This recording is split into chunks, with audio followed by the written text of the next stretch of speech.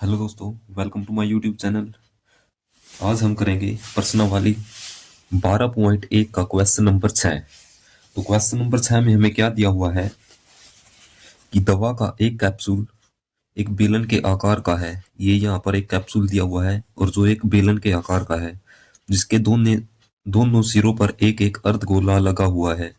और जो बेलन है, इसके दोनों सिरों पर आप यहाँ पर देख सकते हो, एक अर्धगोला यहाँ से लेकर के यहाँ तक अर्धगोला लगा हुआ है और एक अर्धगोला यहाँ पर, यानी कि कैप्सूल के दोनों सिरों पर अर्धगोले लगे हुए हैं। पूरे कैप्सूल की लंबाई 14 mm दी है, यानी कि 14 मिलीमीटर दी है। यहाँ से लेकर के यहाँ तक की हमारे पास जो है कैप्सूल की लंबाई है 14 मिलीमीटर।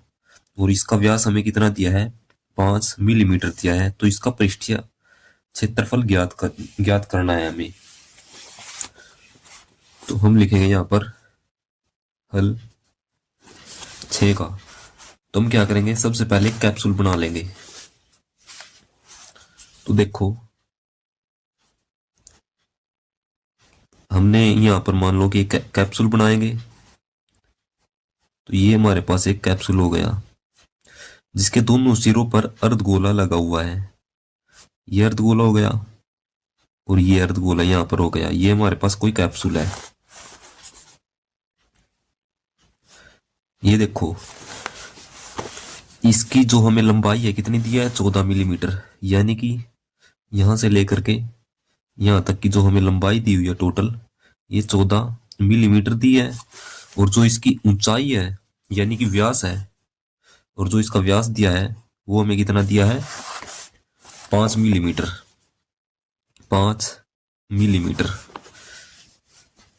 तो अब आप यहां से देख सकते हो, जो जो हमारे पास ये अर्धगोला है, अर्धगोले का व्यास और ये जो बेलन है और इसका व्यास दोनों आपस में क्या हो जाएंगे, बराबर हो जाएंगे। तो हम क्या लिख सकते हैं, अर्धगोले का व्यास, अर्धगोले का व्यास, उसको हम किससे लिखते हैं, डी से लिखते हैं। वो हमारे पास कितना हो जाएगा, 5 mm, यानी कि मिलीमीटर। और इसीलिए हमारे पास जो है अर्धगोले की त्रिज्या क्या हो जाएगी, त्रिज्या को हम आर से लिखते हैं। वो हो जाएगी इसका आधा, यानी कि 5/2। त्रिज्या हमारे पास कितनी हो जाएगी, 5/2 mm।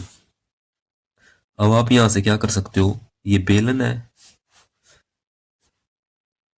ये देखो यहां से लेकर के ये हमारे पास क्या था, अर्धगोला था इतना।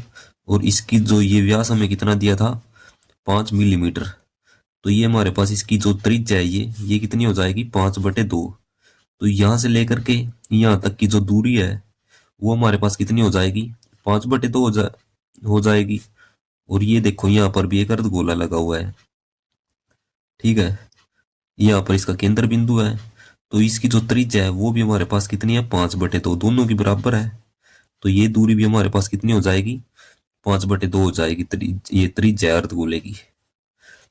तो हमें बेलन की यदि ऊंचाई निकालने की कोशिश करें हम, तो किस तरीके से निकलेगी, हम लिखेंगे यहाँ पर बेलन की ऊंचाई। ऊंचाई को हम एच से लिखते हैं। ये देखो, कैप्सूल की जो पूरी लंबाई है इसको लिखेंगे, कैप्सूल की लंबाई प्लस में अर्धगोले की, देखो यहां से अर्धगोले की त्रिज्या एक ये हो गई और एक ये हो गई। तो पूरी लंबाई में से 14 मिलीमीटर में से इस त्रिज्या को और इस त्रिज्या को घटाते हैं तो हमारे पास क्या आ जाएगी, ये बेलन है, बेलन की ऊंचाई आ जाएगी। क्या करेंगे, हम क्या करेंगे, माइनस करेंगे दो त्रिज्याओं को। एक त्रिज्या ये हो जाएगी और एक त्रिज्या ये हो जाएगी, यानी कि 2r को। तो कैप्सूल की लंबाई हमारे पास कितनी है, 14 मिलीमीटर, माइनस 2 गुना में आर हमारे पास कितनी है, त्रिज्या 5/2। यदि आप इसको काटोगे, 5 से 5 कट, 2 से 2 कटेगा, ये आ जाएगा 14 - 5। 14 में से 5 गए, हमारे पास कितना आ जाएगा, 9। तो जो बेलन की ऊंचाई हमारे पास क्या निकल के आई, 9 मिलीमीटर। हम यहां पर लिख सकते हैं बेलन की ऊंचाई।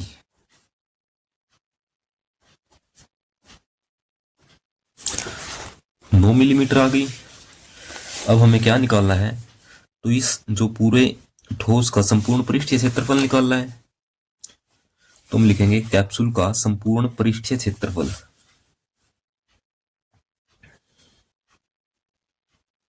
कैप्सूल का पृष्ठीय क्षेत्रफल। और ये जो हमारे पास बेलन की ऊंचाई निकल के आई है, ये हो जाएगी यहां से लेकर के यहां तक हो जाएगी हमारे पास कितनी, 9 मिलीमीटर। तो कैप्सूल का पृष्ठीय क्षेत्रफल किसके बराबर हो जाएगा, ये बेलन है, बेलन का वक्र पृष्ठीय क्षेत्रफल प्लस में अर्ध दो अर्धगोलों का वक्र पृष्ठीय क्षेत्रफल। एक अर्धगोला ये हो जाएगा और एक अर्धगोला ये हो जाएगा, दो अर्धगोले हो जाएंगे। तो हम क्या लिखेंगे, कैप्सूल का पृष्ठीय क्षेत्रफल, बेलन का वक्र पृष्ठीय क्षेत्रफल यहां से लेकर यहां तक ये बेलन है, तो लिखेंगे बेलन का वक्र पृष्ठीय क्षेत्रफल प्लस में हो जाएगा दो अर्धगोलों का वक्र पृष्ठीय क्षेत्रफल, दो अर्ध गोले का वक्र पृष्ठीय क्षेत्रफल। तो देखो बेलन का वक्र पृष्ठीय क्षेत्रफल हमारे पास किसके बराबर होता है, 2πr एच के बराबर होता है, प्लस में दो अर्धगोले का वक्र पृष्ठीय क्षेत्रफल किसके बराबर होता है, 2 गुणा में अर्धगोले का वक्र पृष्ठीय क्षेत्रफल होता है हमारे पास 2πr स्क्वायर के। तो इसमें से मैं क्या कॉमन ले सकता हूं, इसमें मैं कॉमन ले सकता हूं 2πr, यहां पर भी 2πr है और यहां पर भी 2πr है, तो 2πr को मैं कॉमन ले सकता हूं। अंदर हमारे पास कितना बचेगा, h, 2πr तो बाहर चला गया, h बचेगा, 2πr बाहर चला गया एक, तो ये 2 बच जाएगा और एक r बच जाएगा, क्योंकि r हमारे पास एक ही बार गया है। अब आप यहां पर वैल्यू रख सकते हो, 2 गुणा में पाई की वैल्यू हमारे पास क्या है 22/7 और r की वैल्यू हमारे पास कितनी आई थी 5/2 ब्रैकेट, ये हमारे पास h है, h की वैल्यू हमारे पास कितनी आई थी 9 प्लस में 2 गुणा में r, r हमारे पास कितना है 5/2। अब देखो जो कटता है आप उसको काट सकते हो, 2 से आप इस 2 को काट सकते हो, इस 2 से आप इस 2 को काट सकते हो, तो हमारे पास क्या बचेगा 22 गुणा 5/7 और ये 9 प्लस में 5 बचेगा, क्योंकि 2 से 2 कट गया, 9 प्लस 5 हमारे पास कितना बन जाएगा, 9 और 5 हो जाएगा 14। अब आप इसको भी काट सकते हो, 7, ये 14 को आप 7 से काटोगे 2 पे कटेगा,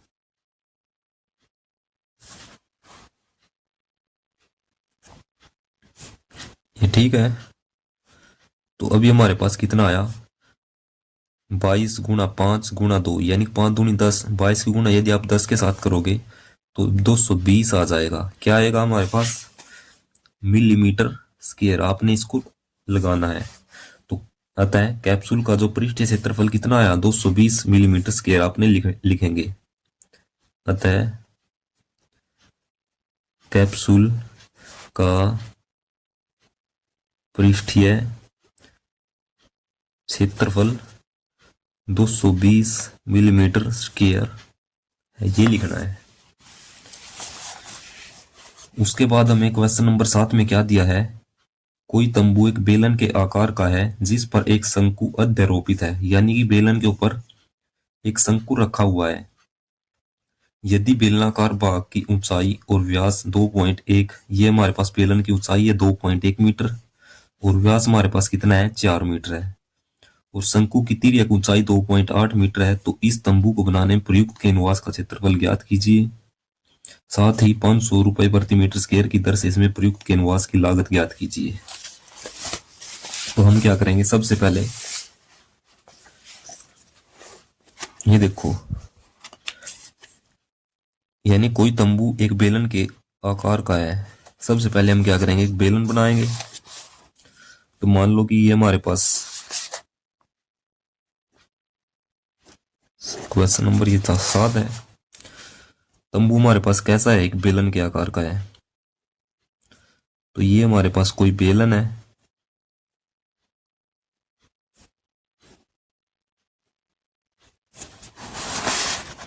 इसके ऊपर शंकु रखा हुआ है।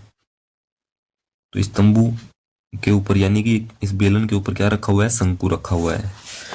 इस बेलनाकार भाग की ऊंचाई, बेलनाकार भाग की ऊंचाई हमें कितनी दी है, 2.1 मीटर दी है। और इसका व्यास है, यानी कि ये व्यास यहां से लेकर के यहां तक जो दूरी है वो हमें कितनी दी है, आप इसको यहां से लिख लो या यहां से, कितनी दी है, 4 मीटर। तो बेलन का व्यास और ये शंकु का व्यास दोनों आपस में बराबर हो जाएंगे। और शंकु की जो तिर्यक ऊंचाई है, यानी कि ये ऊंचाई, ये हमें कितनी दी है, 2.8 मीटर। ये हमें 2.8 मीटर दी है। तो तंबू को बनाने में प्रयुक्त कैनवास, यानी इस तंबू को हमने बनाना है और इसमें प्रयुक्त कैनवास का क्षेत्रफल ज्ञात करना है। तो कौन कौन सा क्षेत्रफल निकलेगा, एक तो ये निकलेगा शंकु का वक्र पृष्ठीय क्षेत्रफल, और ये बेलन का वक्र पृष्ठीय क्षेत्रफल, और ये शंकु का वक्र पृष्ठीय क्षेत्रफल, इसी को हमें निकालना है। तो हमें क्या दिया वो लिखेंगे। सबसे पहले बेलन की ऊंचाई हमें कितनी दी है, 2.1 मीटर। बेलन की ऊंचाई h है, h से लिखते हैं हम इसको, 2.1 मीटर है। और जो बेलन का व्यास और जो शंकु का व्यास है वो हमारे पास दोनों बराबर है। तो हम लिखेंगे बेलन का व्यास, व्यास को d से लिखते हैं, कितना है, 4 मीटर। इसलिए हमारे पास जो त्रिज्या हो जाएगी बेलन की, क्या निकल के आएगी, r, वो आ जाएगी, इसका आधा हो जाएगा, यानी कि 4 को 2 से भाग करेंगे तो 2 मीटर आ जाएगा। और शंकु की जो त्रिज्या आएगी वो हमारे पास क्या आएगी, जो बेलन का व्यास है वही शंकु का व्यास है। तो शंकु की त्रिज्या हमारे पास क्या आएगी, शंकु की त्रिज्या, यानी कि दोनों त्रिज्या आपस में बराबर है बेलन की और शंकु की, तो ये भी हमारे पास 2 मीटर आ जाएगी। और शंकु की जो तिर्यक ऊंचाई दी है वो हमारे पास कितनी है, 2.8।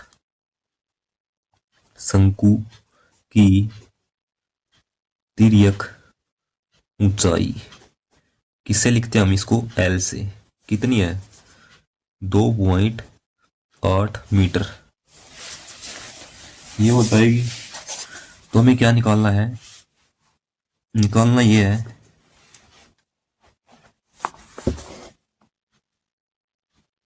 तंबू को बनाने में प्रयुक्त कैनवास का क्षेत्रफल, ये कैनवास का क्षेत्रफल निकालना है। तो लिखेंगे यहां पर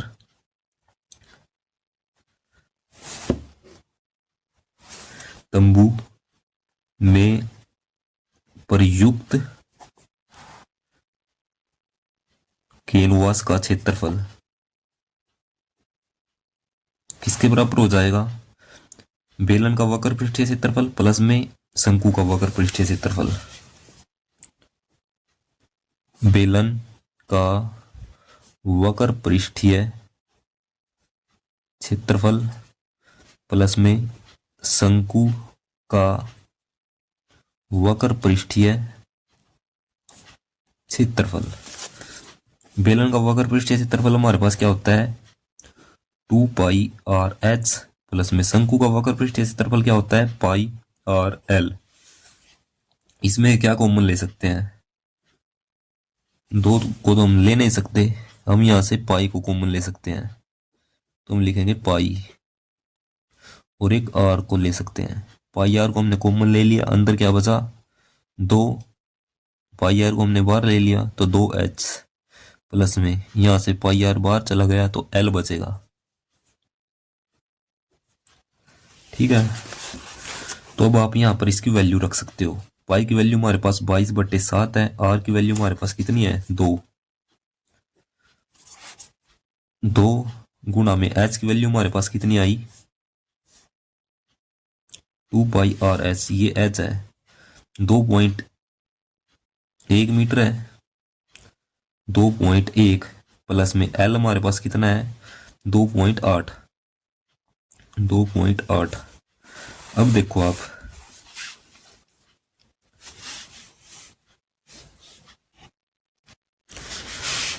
तो इसको मैं आगे लिख लेता हूं। तो मैंने इसको आगे लिख लिया, देखो ये रहा। तो जैसे इसको सोल्व करते हैं तो ये हमारे पास कितना हो जाएगा, 22/7 गुणा 2। 2 की गुणा यदि आप 2.1 के साथ करोगे तो 4.2 आ जाएगा, प्लस में 2.8। तो ये हमारे पास कितना बन जाएगा, 22/7 गुणा 2, और ये कितना बन जाएगा, 5 और 2 7 बन जाएगा ये।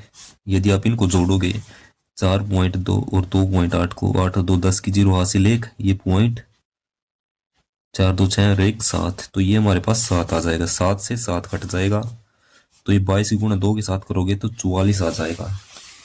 तो ये हमारे पास क्या आया, कैनवास का क्षेत्रफल। तो कैनवास यानी तंबू में प्रयुक्त कैनवास का क्षेत्रफल क्या आ जाएगा, 44 मीटर स्क्वायर आ जाएगा। यानी कि हम लिखेंगे अतः जो है कैनवास का क्षेत्रफल 44 मीटर स्क्वायर है। तो इसने आगे हमें क्या दिया है कि साथ ही 500 रुपए प्रति मीटर स्क्वायर की दर से इसमें प्रयुक्त कैनवास की लागत है। यानी कि 1 मीटर स्क्वायर की लागत कितना है, 500 रुपए। तो हम यहां पर लिखेंगे 1 मीटर स्क्वायर कैनवास की लागत कितनी दी हमें, 500 रुपए दी है। तो 44 मीटर स्क्वायर कैनवास की लागत कितनी आ जाएगी, तो हम यहां पर लिखेंगे 44 मीटर स्क्वायर क्षेत्र, यानी कैनवास लिख लो आप, कैनवास के क्षेत्र की लागत कितनी आ जाएगी, 44। एक की तो हमारे पास कितनी है, 500 रुपए है। तो 44 मीटर स्क्वायर की हमारे पास लागत कितनी आ जाएगी, 44 गुणा में 500। जब आप इसकी गुणा करोगे तो कितना आ जाएगा, ये 2 0, 5 चौक 20 की 0 हासिल 2, और 5 चौक 20 और 2 22, यानी कि 22,000 रुपये आ जाएगा। 44 मीटर स्क्वायर कैनवास की लागत हमारे पास कितनी आ जाएगी, 22,000 रुपये।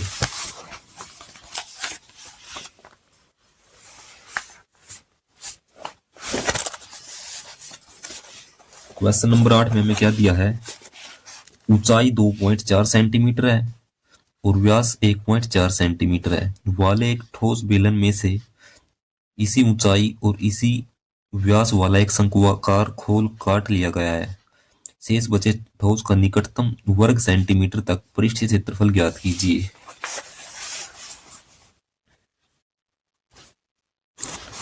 तो सबसे पहले हमें क्या दिया है, एक ठोस बेलन दिया हुआ है जिसकी ऊंचाई 2.4 सेंटीमीटर और व्यास ये है। तुम यहां पर कोई बेलन बनाएंगे, देखो ये हमारे पास कोई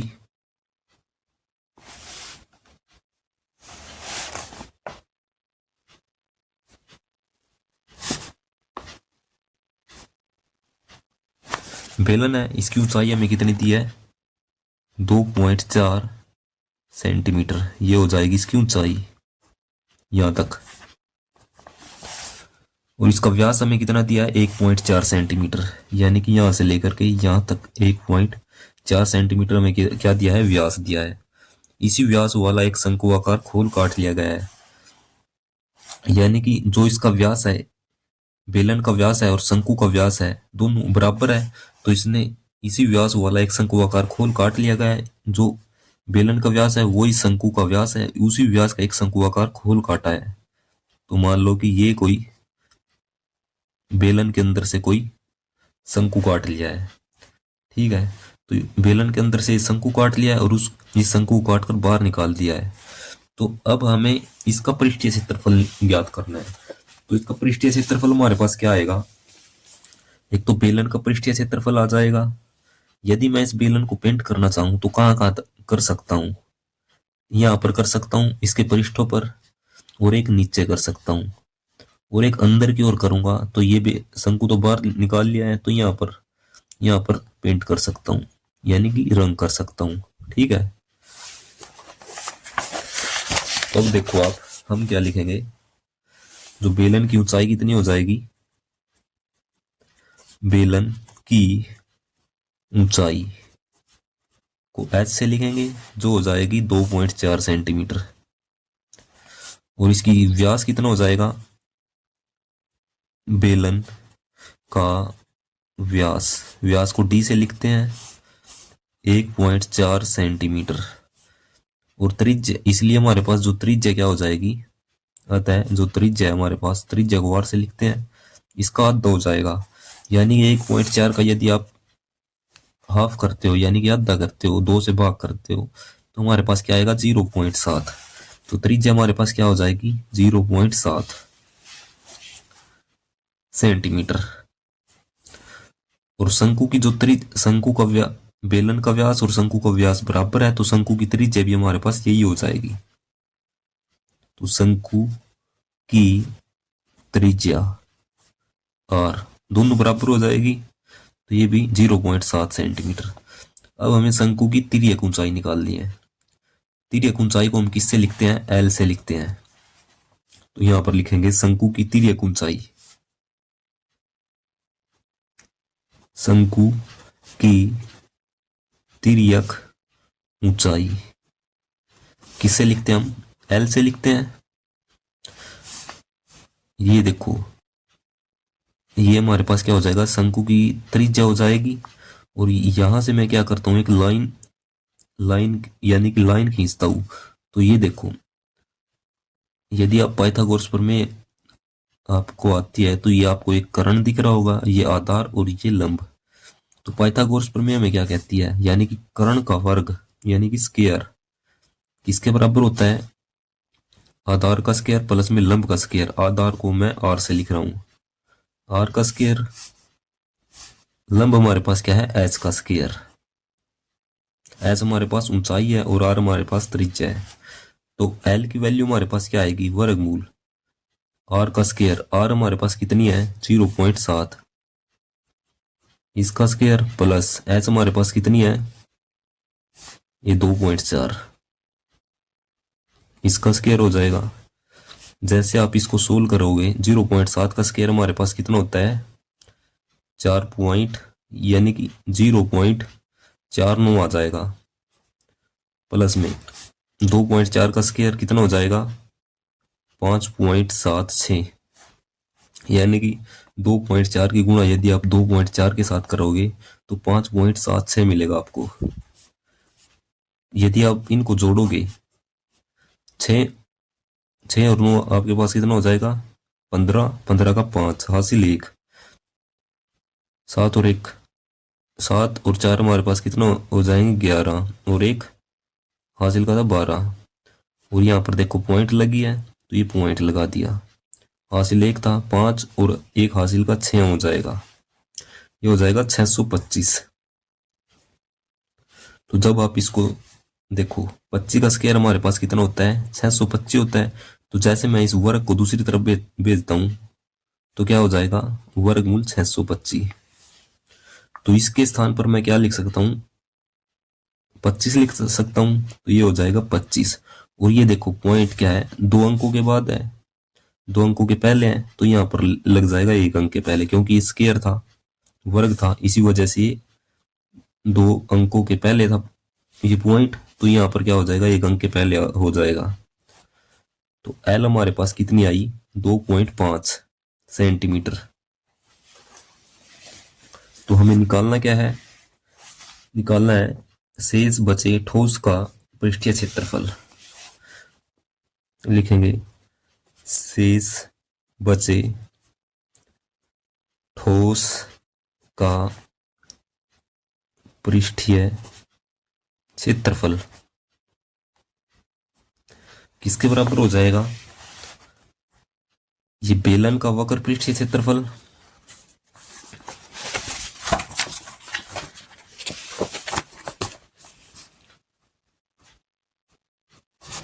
बेलन का वक्र पृष्ठीय क्षेत्रफल प्लस में ये शंकु है, शंकु का वक्र पृष्ठीय क्षेत्रफल, क्योंकि इसको निकाल इस यहां से खोद के बाहर निकाल दिया है, तो लिखेंगे शंकु का वक्र पृष्ठीय क्षेत्रफल प्लस में क्या हो जाएगा, ये हमारे पास एक वृत्त भी है यहाँ पर। ठीक है, यदि आप इसको पूरे को ठोस आकृति को यदि पेंट करना चाहो तो आप यहाँ पर बेलन के वक्र पृष्ठ पर करोगे और अंदर की तरफ करोगे शंकु पे, और आप यहाँ पर नीचे की तरफ भी करोगे, तो हम क्या लिखेंगे, वृत्त का क्षेत्रफल, वृत्त का क्षेत्रफल।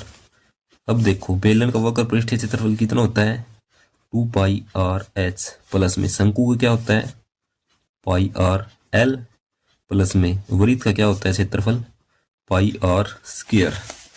तो अब देखो आप इसमें से क्या कॉमन ले सकते हो, πr तीनों में है तो πr को मैं कॉमन लेऊंगा, अंदर क्या बचेगा, यहां से बचेगा πr बाहर चला गया है 2h बच जाएगा, प्लस में πr बाहर चला गया तो अंदर बचेगा l, प्लस में πr बाहर चला गया तो एक r बचेगा यहाँ पर, ये हो जाएगा। पाई की वैल्यू मेरे पास कितनी है, 22/7, आर की वैल्यू कितनी है, 0.7, ये गुणा में 2h, h की वैल्यू कितनी है 2.4, 2 गुणा में 2.4 प्लस में l की वैल्यू कितनी आई 2.5,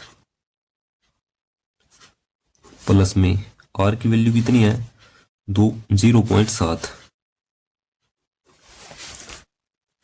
तो अब देखो आप इसको,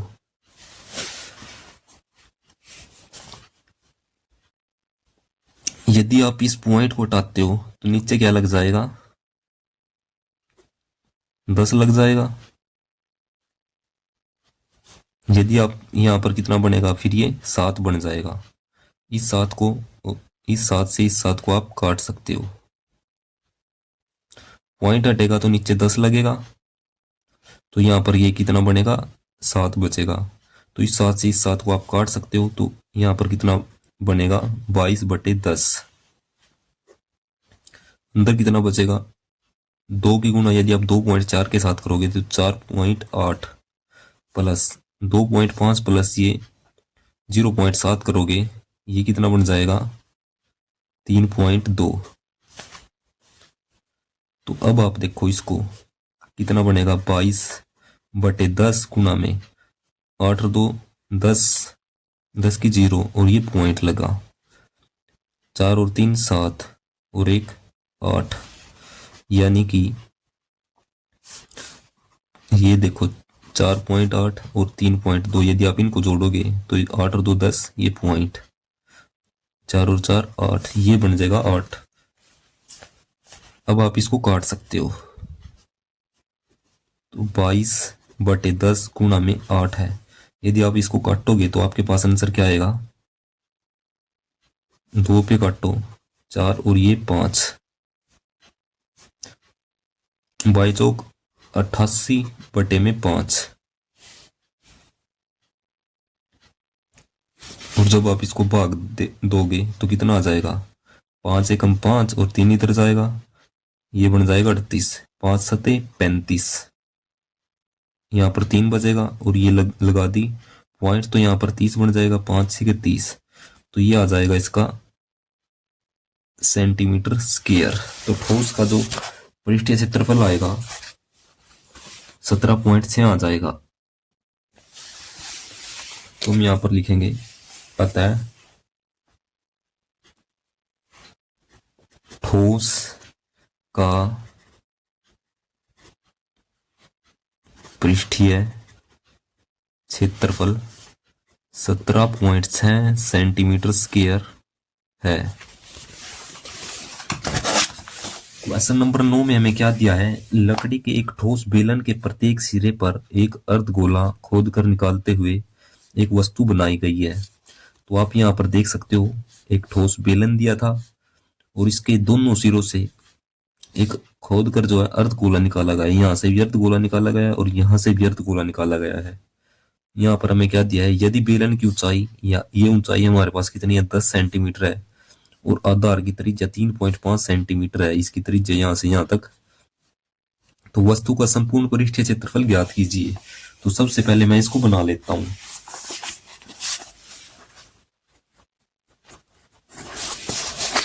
तो आप यहां पर देखो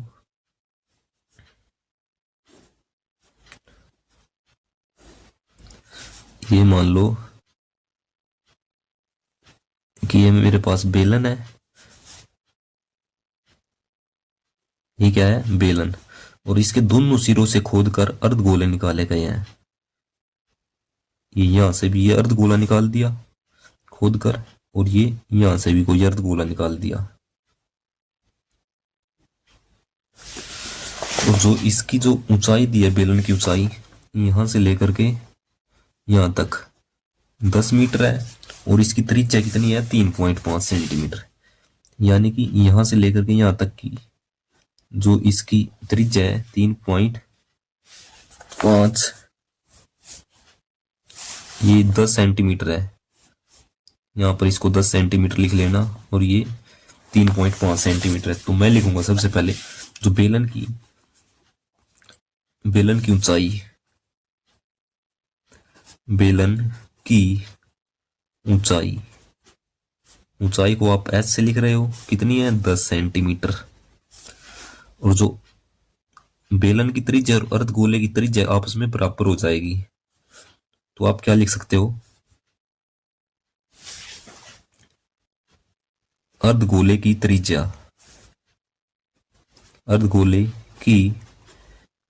त्रिज्या और से लिखते हैं त्रिज्या को, कितनी हो जाएगी 3.5 सेंटीमीटर। अब हमें निकालना क्या है, वस्तु का संपूर्ण पृष्ठीय क्षेत्रफल। तो हम लिखेंगे यहां पर वस्तु का संपूर्ण पृष्ठीय क्षेत्रफल किसके बराबर हो जाएगा, ये बेलन का वक्र पृष्ठीय क्षेत्रफल और ऊपरी अर्धगोले का वक्र पृष्ठीय क्षेत्रफल, क्योंकि अंदर, यानी कि आप ये मान के चलो कि इस बेलन को यदि आप पेंट करना चाहते हो तो बेलन के इस वक्र पृष्ठ पर पेंट करोगे और इस अर्धगोले को खोद कर निकाला गया है तो इसको अंदर की तरफ पेंट कर सकते हो। यहां पर भी क्या कर सकते हो, अंदर की तरफ आप पेंट कर सकते हो। तो क्या हो जाएगा, बेलन का संपूर्ण पृष्ठीय क्षेत्रफल, बेलन का वक्र पृष्ठीय क्षेत्रफल, यानी कि वस्तु का संपूर्ण पृष्ठीय क्षेत्रफल क्या हो जाएगा, बेलन का वक्र पृष्ठीय क्षेत्रफल, वक्र पृष्ठीय क्षेत्रफल प्लस में ऊपरी अर्धगोले का वक्र पृष्ठीय क्षेत्रफल, ऊपरी अर्धगोले का वक्र पृष्ठीय क्षेत्रफल प्लस में ये निचली अर्धगोला है, नीचे वाला अर्धगोला है, इसका वक्र पृष्ठीय क्षेत्रफल लिखेंगे, निचले अर्धगोले का वक्र पृष्ठीय क्षेत्रफल। देखो आपने ये मत सोचना कि ये बहुत बड़ा लिखा है, ये सिर्फ कुछ नहीं है, ये बेलन हो जाएगा, ये बेलन का वक्र पृष्ठीय क्षेत्रफल है और ये ऊपरी अर्धगोला है, इसका ऊपरी अर्धगोले का वक्र पृष्ठीय क्षेत्रफल, और ये नीचे वाला अर्धगोला है, इसका निचले अर्धगोले का वक्र पृष्ठीय क्षेत्रफल है, इन्हीं को लिख रहे हैं बस। तो ये सभी किसके बराबर हो जाएंगे, बेलन का संपूर्ण पृष्ठीय क्षेत्रफल, बेलन का वक्र पृष्ठीय क्षेत्रफल कितना होता है 2πr/h प्लस, और ये ऊपरी अर्धगोला है, ऊपरी अर्धगोला का वक्र पृष्ठीय क्षेत्रफल कितना हो जाएगा 2πr², और नीचे वाले का, निचले अर्धगोले का वक्र पृष्ठीय क्षेत्रफल हो जाएगा 2πr²। अब देखो आप ये 2 पाई RH है, प्लस में इसमें से मैं क्या कॉमन ले, यानी कि ये 2 पाई R² और 2 पाई R² कितना हो जाएगा, 4, 2 और 2 4 हो जाएगा, और ये पाई R², 4 पाई R² हो जाएगा। इसमें से आप क्या कॉमन ले सकते हो, 2 पाई और R कॉमन ले सकते हो। 2 पाई R यदि बाहर चला गया तो अंदर कितना बचेगा, H, प्लस में 2, 2 तो बाहर चला गया तो अंदर कितना बचेगा, 2, 2 की गुणा 2 के साथ करोगे तो 4 आ जाएगा, और एक पाई और R बाहर चला गया तो अंदर कितना बचेगा, 1 R बच जाएगा। तो अब आप यहाँ पर इनकी वैल्यू रख दो। पाई की वैल्यू होती है 22/7, R की वैल्यू कितनी है, 3.5, गुणा में H की वैल्यू मेरे पास कितनी है, 10 सेंटीमीटर, प्लस में ये 2 है, गुणा में R कितना है, 3.5, 2 की गुणा 3.5 के साथ करोगे कितना आ जाएगा, 7 आ जाएगा। 2 गुणा में 22/7 गुणा में, यदि आप इस पॉइंट को हटाओगे तो कितना बनेगा, 35 बन जाएगा, और नीचे 10 लग जाएगा पॉइंट को हटाते ही। ये 10, 2 की गुणा 3.5 के साथ करोगे तो ये कितना बन जाएगा, 7। अब आप इसको काटना चाहो तो काट सकते हो, 7 पंजे 35, 5 को इस 10 से काटोगे, 5 दूनी 10, इस 2 से आप इस 2 को काट सकते हो, तो ये कितना बना, 22, गुणा में ये अंदर कितना है, 17।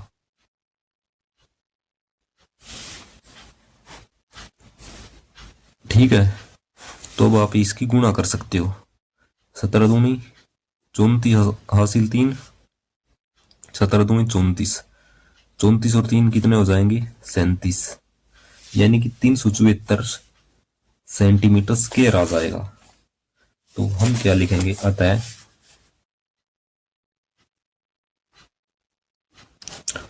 ये वस्तु का संपूर्ण पृष्ठीय क्षेत्रफल, वस्तु का संपूर्ण पृष्ठीय क्षेत्रफल किसके बराबर हो जाएगा, 374 सेंटीमीटर स्क्वायर है, ये आ जाएगा।